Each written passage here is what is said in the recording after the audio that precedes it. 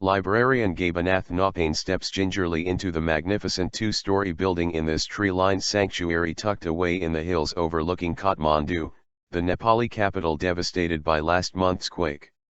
A wiry man wearing a couple of days' stubble, Nyaupane surveys the damage at his library, pointing to a crack here, shattered glass there. As he wades into the library's newspaper section, his heart drops. It was the corner where he had spent most of his time since joining the Tribhuvan University Central Library in 2000. The half-century-old library, Nepal's largest, houses 500,000 books, 100,000 journals and periodicals, 1,000-year-old precious Hindu manuscripts and rare genealogies of the country's dynastic rulers.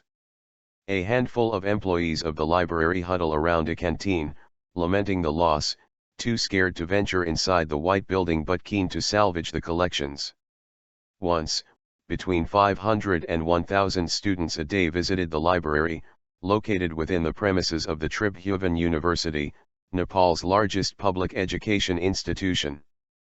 But an eerie silence has fallen upon the complex, which on any other weekday afternoon would have buzzed with students attending classes or strolling towards the library or sitting on the green grounds, sharing a joke. Engineers had deemed the building unsafe, but a week after the quake, the employees began to rearrange the bookshelves, hoping to restart its service in a week or so. The last thing the chief librarian, Janardhan Dungana, expected was a second powerful earthquake. On May 12, when a magnitude 7.3 earthquake struck the country, about 100 students and library staff were working to restore the bookshelves. Dungana was in his first-floor office sending an email to an official at Oxford University, with a detailed assessment of the damage and the cost for the reconstruction. He estimated 1 billion rupees, $10 million, for the reconstruction and about 3.5 million rupees for a temporary structure to house the collection. But the email remained unsent. I felt very sad. We have spent 40 to 50 years cataloguing the books. Now all that has been wasted, Dungana told Anadolu Agency. With the disaster, I felt as if the nature struck on the center of learning and knowledge. I thought it was a cruel act. Now I can neither see it remain in shambles nor I can do much, Dungana said. The Central Library was not alone in being damaged by the earthquake. It's one of half a dozen libraries among 100 in Kathmandu that have suspended their services after the quake rendered them unsafe. The Kaiser Library, a century-old repository near Kathmandu's tourist district of Tamil, was destroyed by the quake, forcing librarians to run their office under tarpaulin sheets. Government engineers have declared the Nepal National Library, hosted in a century-old palace, unsafe, pasting a red sticker on its walls. The library, which houses 100,000 books and magazines and has the largest collection of ancient Sanskrit literature, was also further damaged by the second major quake on May 12, said Yadav Chandra Niroyla, the chief librarian. We are concerned about the safety of our books as it has started to rain in Kathmandu.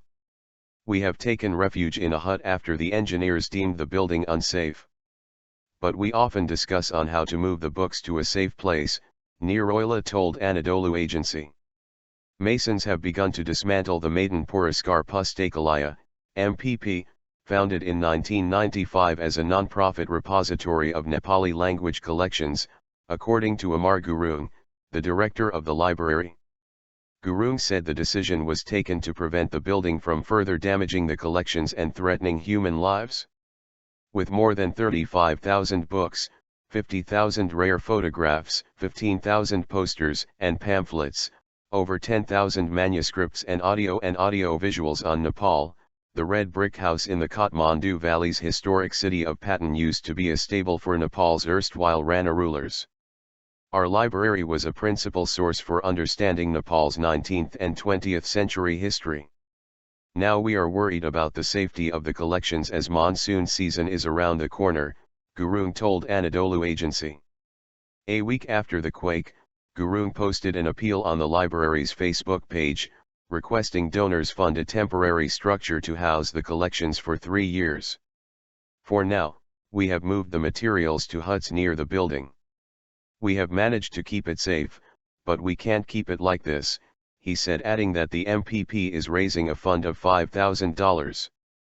We have been hearing sympathetic words from our fraternity and well-wishers. There are other areas, healthcare, shelter, food, that need urgent attention, but we also have to preserve our history, Gurung said.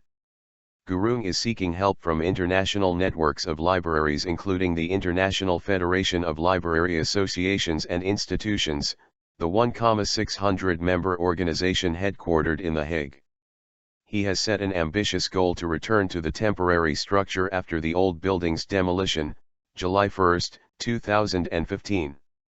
On a recent afternoon at the Central Library in Kirtipur, roughly 24 volunteers from a youth group affiliated to a political outfit of indigenous and ethnic groups, arrived to help rearrange the books. Some of the library staff declined to accompany them inside, but the young men and women in maroon windbreakers and sporting masks seemed brave enough, even as aftershocks continued to ripple through Kathmandu and remote regions of central Nepal. We represent the youth wing of a political party, but ours is a spontaneous, voluntary work, Prakash Rai, a member of the group, told Anadolu Agency. We heard about the library from one of our leaders. When we came here last Friday, we saw that steel bookcases were lying smashed on the floor, wooden bookshelves had fallen down and newspapers and magazines were scattered around, he said. We were moved by the sight and immediately started to work. We have come back to move the books back to the shelves. It's a huge task, but we feel proud to be part of this, said Rai.